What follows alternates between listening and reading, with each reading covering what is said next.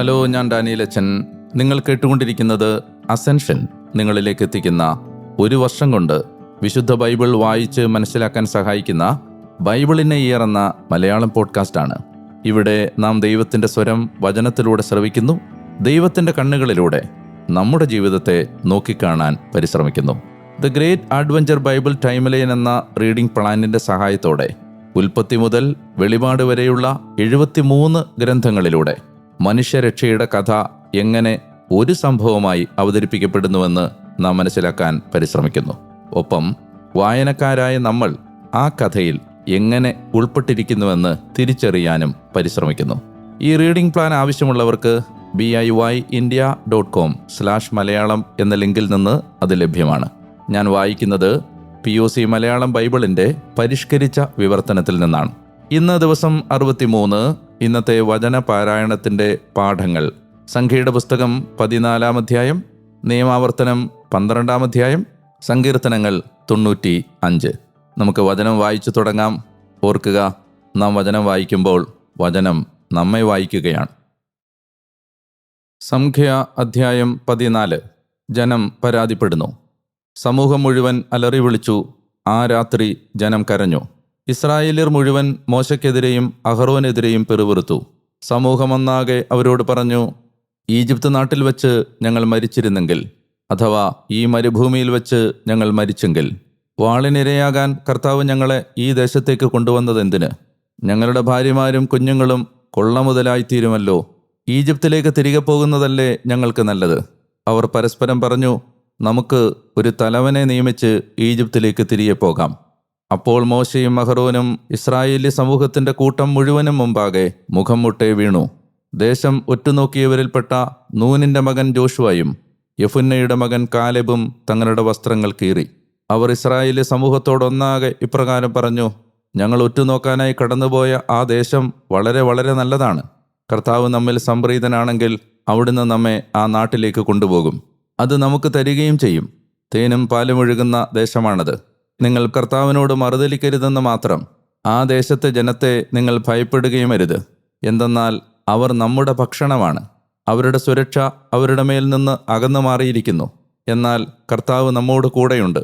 നിങ്ങൾ അവരെ ഭയപ്പെടേണ്ടതില്ല. സമൂഹമാകട്ടെ ഒന്നടങ്കം അവരെ കല്ലെറിയാൻ ആക്രോശിച്ചു.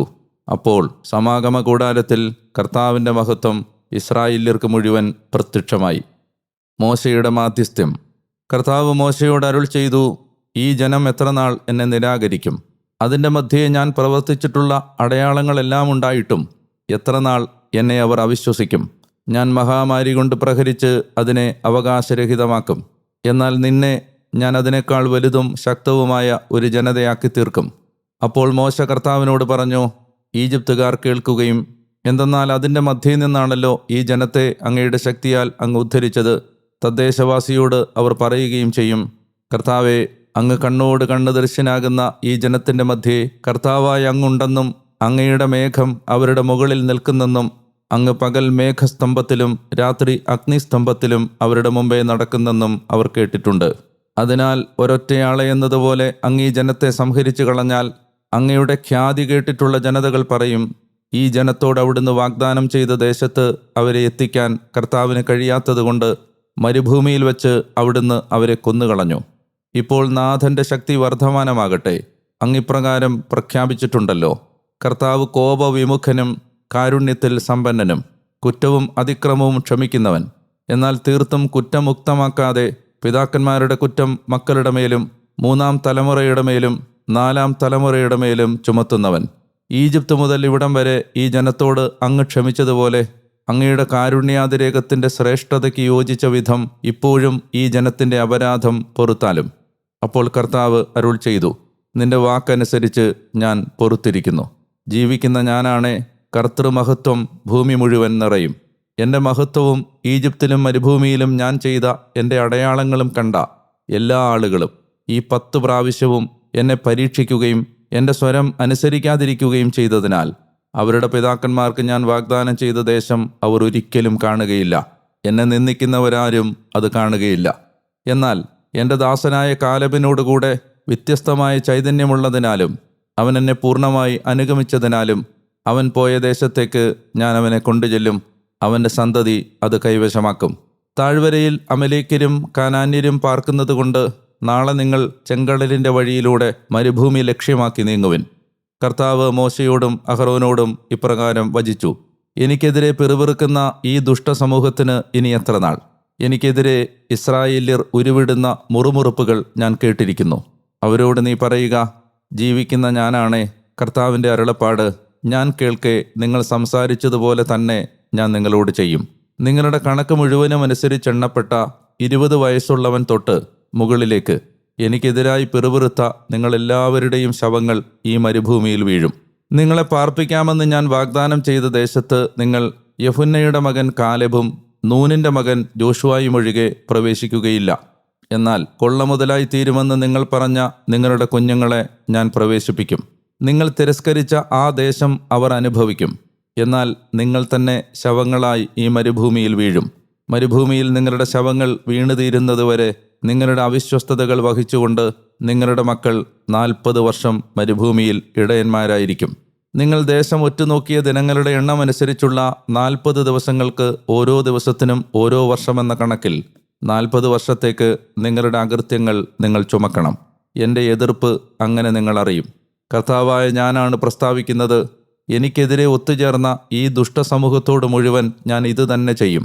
ഈ മരുഭൂമിയിൽ അവർ ഒടുങ്ങും, ഇവിടെ അവർ മരിക്കും. ദേശം ഒറ്റുനോക്കാൻ മോശ അയക്കുകയും മടങ്ങിവന്ന ദേശത്തെക്കുറിച്ച് അപവാദം പ്രചരിപ്പിച്ച് അവനെതിരെ സമൂഹം മുഴുവൻ പിറുപിറുക്കാൻ ഇടയാക്കുകയും ചെയ്ത മനുഷ്യർ, ദേശത്തെ സംബന്ധിച്ച് തികഞ്ഞ അപവാദം പ്രചരിപ്പിച്ച മനുഷ്യർ തന്നെ മഹാമാരിയാൽ കർത്താവിൻ്റെ മുമ്പിൽ മരിച്ചു വീണു. എന്നാൽ നാടൊറ്റുനോക്കാൻ പോയ ആ ആളുകളിൽ നൂനിൻ്റെ മകൻ ജോഷുവയും യെഫുന്നയുടെ മകൻ കാലെബും ജീവിച്ചു. മോശ ഇക്കാര്യങ്ങളെല്ലാം ഇസ്രായേല്യരോടും സംസാരിച്ചു. ജനമേറെ വിലപിച്ചു. അതിരാവിലെ എഴുന്നേറ്റ് അവർ, ഇതാ തീർച്ചയായും ഞങ്ങൾ പാപം ചെയ്തു, എങ്കിലും കർത്താവ് പറഞ്ഞ സ്ഥലത്തേക്ക് ഞങ്ങൾ കയറുകയാണ് എന്ന് പറഞ്ഞ് മലമുകളിലേക്ക് കയറി. അപ്പോൾ മോശ പറഞ്ഞു: എന്തുകൊണ്ടാണ് ഇങ്ങനെ നിങ്ങൾ കർത്താവിൻ്റെ നിർദ്ദേശം ലംഘിക്കുന്നത്? അത് വിജയിക്കുകയില്ല. നിങ്ങളുടെ ശത്രുക്കളുടെ മുമ്പിൽ തോൽക്കാതിരിക്കേണ്ടതിന് നിങ്ങൾ കയറരുത്. എന്തെന്നാൽ കർത്താവ് നിങ്ങളുടെ ഇടയിലില്ല. അമലേക്യരും കാനാന്യരും അവിടെ നിങ്ങൾക്ക് മുമ്പിലുള്ളതിനാൽ നിങ്ങൾ വാളാൽ നിബദിക്കും. കർത്താവിൻ്റെ പിന്നിൽ നിന്ന് നിങ്ങൾ തിരിഞ്ഞു പോയതിനാൽ കർത്താവ് നിങ്ങളോട് കൂടെ ഉണ്ടായിരിക്കുകയില്ല. കർത്താവിൻ്റെ വാഗ്ദാന പേടകവും മോശയും പാളയമധ്യേ നിന്ന് പുറപ്പെടാതിരുന്നിട്ടും അവർ മലമുകളിലേക്ക് കയറാൻ ഔദ്ധത്യം കാട്ടി.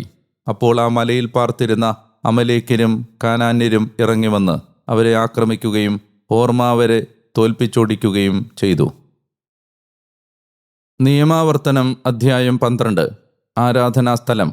നിന്റെ പിതാക്കന്മാരുടെ ദൈവമായ കർത്താവ് നിനക്ക് അവകാശപ്പെടുത്താനായി നൽകുന്ന ദേശത്ത് ഭൂമിയിൽ ജീവിക്കുന്ന കാലം അത്രയും നിങ്ങൾ അനുവർത്തിക്കാൻ ശ്രദ്ധിക്കേണ്ട ചട്ടങ്ങളും ന്യായപ്രമാണങ്ങളും ഇവയാണ്. നിങ്ങൾ ഒഴിപ്പിക്കുന്ന ജനതകൾ തങ്ങളുടെ ദേവന്മാരെ ആരാധിക്കുന്നിടത്തെ എല്ലാ സ്ഥലങ്ങളും, ഉയർന്ന മലകളിലാകട്ടെ കുന്നുകളിലാകട്ടെ ഏത് പച്ചമരച്ചുവട്ടിലുമാകട്ടെ, നിങ്ങൾ നിശേഷം നശിപ്പിക്കണം. അവരുടെ ബലിപീഠങ്ങൾ മറിച്ചിടണം, സ്തംഭങ്ങൾ തകർക്കണം, അവരുടെ അക്ഷേരാകളെ തീയിൽ ചുട്ടരിക്കണം, അവരുടെ ദേവവിഗ്രഹങ്ങൾ വെട്ടിവീഴ്ത്തണം. ആ സ്ഥലത്ത് നിന്ന് നിങ്ങൾ അവരുടെ നാമം ഇല്ലായ്മ ചെയ്യണം. നിങ്ങളുടെ ദൈവമായ കർത്താവിനായി നിങ്ങൾ അപ്രകാരം ചെയ്യരുത്. നേരെ മറിച്ച് നിങ്ങളുടെ ദൈവമായ കർത്താവ് തൻ്റെ നാമം സ്ഥാപിക്കാനുള്ള ഇടമായി നിങ്ങളുടെ സകല ഗോത്രങ്ങളിൽ നിന്ന് തിരഞ്ഞെടുക്കുന്ന സ്ഥലത്തേക്ക് നീ വന്ന് അവിടെ നിങ്ങൾ അവിടത്തേക്ക് വാസസ്ഥാനം അന്വേഷിക്കണം. അവിടേക്ക് നിങ്ങൾ നിങ്ങളുടെ ഹോമയാഗങ്ങൾ, ബലികൾ, ദശാംശങ്ങൾ, കൈക്കാണിക്ക, നേർച്ചകൾ, സ്വാഭീഷ്ട കാഴ്ചകൾ എന്നിവയും ആടുമാടുകളുടെ കടിഞ്ഞൂലുകളും കൊണ്ടുവരണം. അവിടെ നിങ്ങളുടെ ദൈവമായ കർത്താവിൻ്റെ സന്നിധിയിൽ നിങ്ങൾ ഭക്ഷിക്കുകയും നിങ്ങളും നിങ്ങളുടെ കുടുംബങ്ങളും സന്തോഷിക്കുകയും വേണം. നിങ്ങളുടെ കരത്തിൻ്റെ ഓരോ യത്നത്തിലും നിന്റെ ദൈവമായ കർത്താവ് നിന്നെ അനുഗ്രഹിച്ചിരിക്കുകയാണല്ലോ. ഇന്ന് നമ്മളെല്ലാം ഇവിടെ പ്രവർത്തിച്ചുകൊണ്ടിരിക്കുന്ന പോലെ അവനവൻ്റെ ദൃഷ്ടിയിൽ ശരിയായതെല്ലാം നിങ്ങൾ ഓരോരുത്തരും ചെയ്യരുത്. എന്തുകൊണ്ടെന്നാൽ നിന്റെ ദൈവമായ കർത്താവ് നിനക്ക് നൽകുന്ന വിശ്രമത്തിലേക്കും അവകാശത്തിലേക്കും ഇതുവരെ നിങ്ങൾ പ്രവേശിച്ചിട്ടില്ല. നിങ്ങൾ ജോർദാൻ കടന്ന് നിങ്ങളുടെ ദൈവമായ കർത്താവ് നിങ്ങളെ അവകാശികളാക്കുന്ന ദേശത്ത് വാസമുറപ്പിക്കും. ചുറ്റുമുള്ള നിങ്ങളുടെ ശത്രുക്കളിൽ നിന്നെല്ലാം അവിടുന്ന് നിങ്ങൾക്ക് സ്വസ്ഥത തരും. നിങ്ങൾ സുരക്ഷിതരായി താമസിക്കുകയും ചെയ്യും. അപ്പോൾ നിങ്ങളുടെ ദൈവമായ കർത്താവ് തൻ്റെ നാമം വസിക്കാനായി തിരഞ്ഞെടുക്കുന്ന ഒരു സ്ഥലം അവിടെ ഉണ്ടായിരിക്കും. അവിടേക്ക് ഞാൻ നിങ്ങളെ അനുശാസിക്കുന്നവയെല്ലാം നിങ്ങളുടെ ഹോമയാഗങ്ങളും ബലികളും ദശാംശങ്ങളും കൈക്കാണിക്കയും നേർച്ചകളും നിങ്ങൾ കർത്താവിന് നേരുന്ന എല്ലാ ഉത്തമ വഴിപാടുകളും കൊണ്ടുവരണം. നിങ്ങളുടെ ദൈവമായ കർത്താവിൻ്റെ സന്നിധിയിൽ നിങ്ങളും നിങ്ങളുടെ പുത്രീപുത്രന്മാരും ദാസീദാസന്മാരും സന്തോഷിക്കണം. ഒപ്പം നിങ്ങളുടെ കവാടങ്ങൾക്കുള്ളിലുള്ള ലേവായനും നിങ്ങളോടുകൂടെ അവന് ഓഹരിയും അവകാശവുമില്ലല്ലോ. കാണുന്നിടത്തൊക്കെ നീ നിന്റെ ഹോമയാഗങ്ങൾ അർപ്പിക്കാതിരിക്കാൻ സൂക്ഷിച്ചുകൊള്ളുക. നേരെ മറിച്ച് നിന്റെ ഗോത്രങ്ങളിലൊന്നിൽ കർത്താവ് തിരഞ്ഞെടുക്കുന്ന ഒരു സ്ഥലത്താണ് നീ നിന്റെ ഹോമയാഗങ്ങൾ അർപ്പിക്കേണ്ടത്. ഞാൻ നിന്നോട് ആജ്ഞാപിക്കുന്നതെല്ലാം നീ അവിടെ അനുഷ്ഠിക്കുകയും വേണം. നിന്റെ കവാടങ്ങളിലെല്ലാം നിന്റെ ദൈവമായ കർത്താവ് നിനക്ക് നൽകിയിരിക്കുന്ന അവിടുത്തെ അനുഗ്രഹത്തിനനുസരിച്ച് നിന്റെ എല്ലാ ആത്മാഭിലാഷത്തിനുമൊത്ത് മൃഗത്തെ കൊന്ന് മാംസം ഭക്ഷിച്ചുകൊള്ളുക. മലിനനും ശുദ്ധിയുള്ളവനും അത് കലമാന എന്ന പോലെയും പുള്ളിമാന എന്ന പോലെയും ഭക്ഷിക്കാം. നിങ്ങൾ രക്തം ഭക്ഷിക്കരുതെന്ന് മാത്രം. അത് നീ വെള്ളം പോലെ നിലത്തൊഴിച്ചു കളയണം. നിന്റെ ധാന്യം, വീഞ്ഞ്, എണ്ണ എന്നിവയുടെ ദശാംശമോ ആടുമാടുകളുടെ കടിഞ്ഞൂലുകളോ നീ നേരുന്ന നേർച്ചകൾ എന്തെങ്കിലുമോ സ്വാഭീഷ്ട കാഴ്ചകൾ, കൈക്കാണിക്ക എന്നിവയോ നിന്റെ കവാടങ്ങൾക്കുള്ളിൽ വെച്ച് നിനക്ക് ഭക്ഷിക്കാനാവില്ല. പ്രത്യുത നിന്റെ ദൈവമായ കർത്താവ് തിരഞ്ഞെടുക്കുന്ന സ്ഥലത്ത് നിന്റെ ദൈവമായ കർത്താവിൻ്റെ സന്നിധിയിൽ വെച്ച് നീയും നിന്റെ പുത്രീപുത്രന്മാരും ദാസീദാസന്മാരും നിന്റെ കവാടങ്ങൾക്കുള്ളിലുള്ള ലേവായനും അത് ഭക്ഷിക്കട്ടെ. സ്വന്തം കരത്തിൻ്റെ അധ്വാനത്തെപ്പറ്റി നിന്റെ ദൈവമായ കർത്താവിൻ്റെ സന്നിധിയിൽ നിനക്ക് സന്തോഷിക്കാം. നിന്റെ ഭൗമിക കാലം അത്രയും ലേവായനെ അവഗണിക്കാതിരിക്കാൻ നീ സൂക്ഷിച്ചുകൊള്ളുക. നിന്റെ ദൈവമായ കർത്താവ് നിന്നോട് വാഗ്ദാനം ചെയ്തതനുസരിച്ച് നിന്റെ അതിർത്തി വിസ്തൃതമാക്കുമ്പോൾ നീ മാംസം തിന്നാൻ കൊതിക്കുന്നതിനാൽ ഞാൻ മാംസം കഴിക്കട്ടെ എന്ന് നീ പറയും. നിന്റെ ആത്മാഭിലാഷത്തിനൊത്ത് നീ മാംസം ഭക്ഷിക്കും. നിന്റെ ദൈവമായ കർത്താവ് തൻ്റെ നാമം സ്ഥാപിക്കുന്നിടമായി തിരഞ്ഞെടുക്കുന്ന സ്ഥലം നിന്നിൽ നിന്ന് വിദൂരത്താണെങ്കിൽ കർത്താവ് നിനക്ക് തന്നിരിക്കുന്ന നിന്റെ ആടുമാടുകളെ കൊന്ന് നിന്റെ കവാടങ്ങൾക്കുള്ളിൽ വെച്ച് തന്നെ നിന്റെ ആത്മാഭിലാഷത്തിനൊത്ത് ഞാൻ നിന്നെ അനുശാസിച്ചിട്ടുള്ളതുപോലെ നിനക്ക് ഭക്ഷിക്കാം. കലമാനും പുള്ളിമാനും ഭക്ഷിക്കപ്പെടുന്നതെങ്ങനെയോ അങ്ങനെ അത് നിനക്ക് തീർച്ചയായും ഭക്ഷിക്കാം. ശുദ്ധിയുള്ളവനും മലിനനും ഒരുമിച്ച് അത് ഭക്ഷിക്കാം. ഏതായാലും രക്തം ഭക്ഷിക്കാതിരിക്കാൻ നിഷ്കർഷയുള്ളവനായിരിക്കുക. കാരണം രക്തമാണ് ജീവൻ. നീ മാംസത്തോടൊപ്പം ജീവൻ ഭക്ഷിക്കരുത്. നീ അത് ഭക്ഷിക്കരുത്. അത് ജലം പോലെ നിലത്തൊഴിച്ചു കളയണം. നീ അത് ഭക്ഷിക്കാതിരിക്കുന്നത് നിനക്കും നിനക്ക് ശേഷം നിന്റെ മക്കൾക്കും നന്മയുണ്ടാകാൻ വേണ്ടിയാണ്. കർത്താവിൻ്റെ ദൃഷ്ടിയിൽ ശരിയായതാണല്ലോ നീ പ്രവർത്തിക്കേണ്ടത്. നിനക്കുള്ള വിശുദ്ധ വസ്തുക്കളും നേർച്ചകളും ചുമന്ന് കർത്താവ് തിരഞ്ഞെടുക്കുന്ന സ്ഥലത്തേക്ക് നീ ചെല്ലേണ്ടതുണ്ട്. നിന്റെ ഹോമയാഗങ്ങളായ മാംസവും രക്തവും അവിടെ നിന്റെ ദൈവമായ കർത്താവിൻ്റെ ബലിപീഠത്തിന്മേൽ നീ സമർപ്പിക്കണം. എന്നാൽ നിന്റെ ബലികളുടെ രക്തം നിന്റെ ദൈവമായ കർത്താവിൻ്റെ ബലിപീഠത്തോട് ചേർന്ന് ഒഴിക്കപ്പെടണം. മാംസമാകട്ടെ നിനക്ക് ഭക്ഷിക്കാം. നിനക്കും നിനക്ക് ശേഷം നിന്റെ മക്കൾക്കും എന്നേക്കും നന്മയുണ്ടാകാൻ വേണ്ടി ഞാൻ നിന്നോട് കൽപ്പിക്കുന്ന ഇക്കാര്യങ്ങളെല്ലാം ശ്രദ്ധിച്ചു കേൾക്കുക. നിന്റെ ദൈവമായ കർത്താവിൻ്റെ ദൃഷ്ടികളിൽ നല്ലതും ശരിയായതുമാണല്ലോ നീ പ്രവർത്തിക്കേണ്ടത്. പതിയിരിക്കുന്ന കെണി. നീ ഒഴിപ്പിക്കാനായി പോകുന്നിടത്തെ ജനതകളെ നിന്റെ ദൈവമായ കർത്താവ് നിന്റെ മുമ്പിൽ നിന്ന് വിച്ഛേദിക്കുമ്പോൾ നീ അവരെ നിഷ്കാസനം ചെയ്ത് അവരുടെ ദേശത്ത് വസിക്കണം. അവർ നിന്റെ മുമ്പിൽ നിന്ന് നശിപ്പിക്കപ്പെട്ട ശേഷം അവർക്ക് പിന്നാലെ കെണിയിലകപ്പെടാതിരിക്കാനും എപ്രകാരം ഈ ജനതകൾ തങ്ങളുടെ ദേവന്മാരെ സേവിച്ചുവോ അപ്രകാരം ഞാനും ചെയ്യുമെന്ന് ആത്മഗതം ചെയ്ത് അവരുടെ ദേവന്മാരോട് ആരായാതിരിക്കാനും നീ സൂക്ഷിച്ചുകൊള്ളുക. നിന്റെ ദൈവമായ കർത്താവിനോട് നീ അപ്രകാരമല്ല ചെയ്യേണ്ടത്. എന്തെന്നാൽ അവിടുന്ന് വെറുക്കുന്ന സകല കർത്തൃനിന്ദയുമാണ് അവർ തങ്ങളുടെ ദേവന്മാർക്ക് വേണ്ടി ചെയ്യുന്നത്. അതെ, അവർ തങ്ങളുടെ ദേവന്മാർക്ക് വേണ്ടി തങ്ങളുടെ പുത്രീപുത്രന്മാരെ പോലും അഗ്നിയിൽ ദഹിപ്പിക്കുന്നു. സങ്കീർത്തനങ്ങൾ 95. ആരാധനയും അനുസരണവും. വരുവിൻ, നമുക്ക് കർത്താവിന് ആരവമുതിർക്കാം. നമ്മുടെ രക്ഷയുടെ പാറയ്ക്ക് ആർപ്പ് വിളിക്കാം. കൃതജ്ഞതയോടെ തിരുമുമ്പിൽ നമുക്ക് സന്നിഹിതരാകാം. സങ്കീർത്തനങ്ങളാൽ അവിടുത്തേക്ക് ആർപ്പ് വിളിക്കാം. എന്തെന്നാൽ കർത്താവ് മഹാതമ്പുരാനാണ്, സകല ദേവന്മാരുടെയും മേൽ മഹാരാജാവുമാണ്. ഭൂമിയുടെ അഗാധതലങ്ങൾ സ്വന്തം കയ്യിലുള്ളവൻ, പർവ്വതശൃംഗങ്ങൾ സ്വന്തമായുള്ളവൻ, സമുദ്രം സ്വന്തമായുള്ളവൻ. അവിടുന്നാണതുണ്ടാക്കിയത്. കരമനഞ്ഞതും തൃക്കൈകളാണ്. വരുവിൻ, നമുക്ക് ആരാധിച്ച് കുമ്പിടാം. നമ്മുടെ സ്രഷ്ടാവായ കർത്താവിൻ്റെ മുമ്പിൽ മുട്ടുകുത്താം. എന്തെന്നാൽ അവിടുന്നാണ് നമ്മുടെ ദൈവം. അവിടുന്ന് പോറ്റുന്ന ജനമാണ് നാം, അവിടുത്തെ കയ്യിലെ അജഗണവും. ഇന്ന് നിങ്ങൾ അവിടുത്തെ സ്വരം ശ്രവിച്ചിരുന്നെങ്കിൽ മെരീബ പോലെ, മരുഭൂമിയിൽ മാസായുടെ ദിനം പോലെ നിങ്ങളുടെ ഹൃദയം കഠിനമാക്കരുത്. അവിടെ നിങ്ങളുടെ പിതാക്കന്മാർ എന്നെ വിമർശിച്ചു, എൻ്റെ പ്രവൃത്തി കണ്ടിട്ടും അവർ എന്നെ പരീക്ഷിച്ചു. 40 സംവത്സരം ഒരു തലമുറയോട് എനിക്ക് മടുപ്പ് തോന്നി. അപ്പോൾ ഞാൻ പറഞ്ഞു, ഹൃദയ ചാഞ്ചല്യമുള്ള ജനമാണിവർ, എൻ്റെ വഴികൾ അവർ അറിയുന്നില്ല. അതുകൊണ്ട് എൻ്റെ കോപത്തിൽ ഞാൻ ശപഥം ചെയ്തു, എൻ്റെ സ്വസ്ഥതയിലേക്ക് അവർ പ്രവേശിക്കുകയില്ല. പ്രിയപ്പെട്ടവരെ, ദൈവത്തിൻ്റെ അനന്തമായ സ്നേഹത്തിലും കരുണയിലും ആശ്രയിച്ച് ഇപ്പോൾ 63-ാമത്തെ ദിവസത്തിലേക്ക് പ്രവേശിക്കാൻ ദൈവത്തിൻ്റെ ആത്മാവ് നമ്മെ സഹായിക്കുന്നതിന് നമുക്ക് നന്ദി പറയാം. സംഖ്യയുടെ പുസ്തകത്തിലെ നമ്മൾ പരാമർശിക്കുകയും പഠിക്കുകയും ചെയ്ത ഈ രക്ഷാകര കഥയുടെ ടേണിംഗ് പോയിന്റ്, വഴിത്തിരിവ് എന്ന് പറയാവുന്ന അധ്യായങ്ങളിലൂടെയാണ് ഇന്നു മുതൽ നാം കടന്നു പോകുന്നത്. ദേശം ഒറ്റുനോക്കാൻ പോയ 10 ഗോത്രത്തലവന്മാർ, 12 പേരിലെ 10 പേർ, അതായത് ജോഷുവയും കാലേബും ഒഴികെയുള്ളവർ അപവാദം പ്രചരിപ്പിച്ചു എന്നാണ് കർത്താവിൻ്റെ വചനം. അതായത് തെറ്റായ വാർത്തയാണ് ആ ദേശത്തെക്കുറിച്ച് അവർ ഈ ജനത്തിന് നൽകിയത്. ഈ വാർത്ത കേട്ട് രാത്രി മുഴുവൻ കരഞ്ഞ് നിലവിളിച്ച ജനം പ്രഭാതമാകുമ്പോൾ ഒരു നേതാവിനെ തിരഞ്ഞെടുത്ത് ഈജിപ്തിലേക്ക് മടങ്ങിപ്പോകാൻ ഒരുങ്ങുന്ന നടുക്കുന്ന സംഭവമാണ് നാം കാണുന്നത്. തങ്ങൾ ഈ മരുഭൂമിയിൽ വെച്ച് മരിച്ചു വീഴുമെന്നും തങ്ങളുടെ മക്കൾ കാനാൻ ദേശത്തിൻ്റെ കൊള്ള മുതലായി തീരുമെന്നും പരിഭവിച്ചും പരാതി പറഞ്ഞും ഈജിപ്തിലേക്ക് മടങ്ങിപ്പോവാൻ തുടങ്ങുന്ന ഈ ജനത്തെ ജോഷുവയും കാലേബും അവരുടെ വിശ്വാസത്തെ തട്ടിയുണർത്താൻ ശ്രമിച്ചുകൊണ്ട് മാനസാന്തരത്തിലേക്ക് മടക്കി വിളിക്കുന്നുണ്ടെങ്കിലും അവരത് പരാജയപ്പെടുകയാണ്. കാനാൻ നാട്ടിൽ അനാക്കിമുകൾ എന്ന അതികായന്മാർ, അതായത് നെഫിലിം ഉണ്ടെന്ന് അവർ പ്രചരിപ്പിച്ച വാർത്ത യഥാർത്ഥത്തിൽ സത്യമായിരുന്നു. പക്ഷേ ജോഷുവയും കാലേബും പറയാൻ ശ്രമിക്കുന്നത്, അവിടെ അതികായന്മാർ ഉണ്ടെങ്കിലും ഇവിടെ നമ്മോടുകൂടെ യഹോവയായ ദൈവം ഉണ്ട്. ഈ യാഥാർത്ഥ്യമാണ് നിങ്ങൾ ശ്രദ്ധിക്കാതെ പോയത്. നമ്മുടെ ജീവിതത്തിലും ഇതേ ഒരു വീഴ്ചയും അപരാധവും നമുക്ക് സംഭവിക്കുന്നുണ്ട് എന്നുകൂടി നമ്മൾ മനസ്സിലാക്കേണ്ടതുണ്ട്. ഒരു വിശ്വാസി പറയേണ്ടത്, ദൈവമേ എനിക്ക് ഒരു വലിയ പ്രശ്നമുണ്ട് എന്നല്ല, മറിച്ച് പ്രശ്നമേ എനിക്ക് വലിയ അത്യുന്നതനായ ഒരു ദൈവമുണ്ട് എന്നാണ്. We should never say, oh God I have a big problem, but rather we say, oh problem I have a great almighty God. എന്നാൽ ഈ വിശ്വാസത്തിൻ്റെ വാക്കുകൾ ജോഷുവയും കാലേബും പങ്കുവെക്കുമ്പോൾ അത് ശ്രവിക്കുന്നതിന് പകരം കുപിതരായ ജനം അവരെ കല്ലെറിയാനാണ് തുടങ്ങുന്നത്.